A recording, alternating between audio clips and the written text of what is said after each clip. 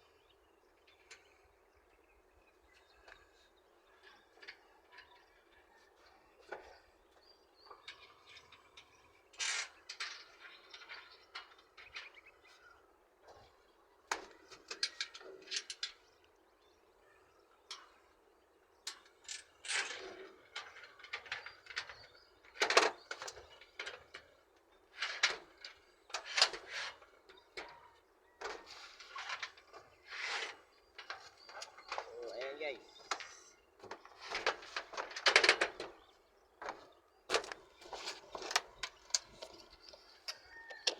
Ayan, so bali dito yun guys. Ayan. Ayan, angat natin yung isang panel. Sumabigat na. Kasi tayo kasama. So, bali ito yun guys. Ayan. Kung makikita nyo, ayan, nilagyan ko siya ng terminal lugs. Ayan, bawat solar panel natin. Ito yung sign ng labo. Wait lang. Ayan, ito yung ground ng solar panel natin. Nilagyan ko siya ng tornilyo. Ayan, tapos may lugs. Naka-direct yan dito naka-series siya dito sa mga number 8 natin na cable. Papunta doon yun sa grounding rod sa baba. So, bali malayo kasi yung inverter natin. Kaya nag-provide ako ng sariling ground dito para sa panel. And then, meron ding grounding dun para sa mga inverter.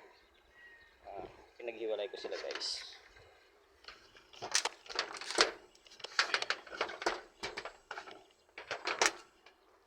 So guys, mahalagang merong grounding yung solar panel natin. In case naman magkaroon ng lightning, hindi siya basta-basta masisira. Okay? So, hindi porket na meron ka ng SPD, hindi mo nalalagyan ng grounding yung solar panel mo. So, mas maganda pa rin meron siyang grounding. So, ito yung ground natin. Nakaseries lahat ng solar panel. Ayan. Bali, hindi pa ako tapos. Ayan. Dito ko na siya binaba sa baba. Ayan. Tapos dito na rin ako nagbao ng grounding rod doon sa baba. Ayan, kung makikita nyo, doon sa baba, andun yung grounding rod ko. Nakabaon yan 10 feet. Bali, susukatin ko pa yan siya kung ilan yung resistance niya.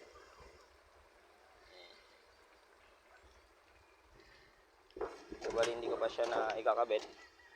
So, later, ikakabit ko na siya.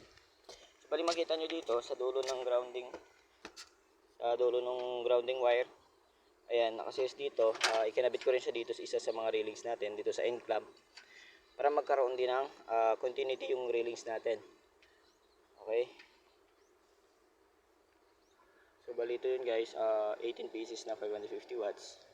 So ganun lang guys pag nag-ground ka ng solar panel. So ayan, lalagay lang ako ng number 8 na cable. Ayan, nakikita nyo. Bawat isa niyan, meron yan dito naka-series. Yung pinagsisiris ko lang na cable is number 12 bawat solar panel. Ayan. So ayan lang. So thank you. I hope na may natutunan naman tayong bago sa video na to.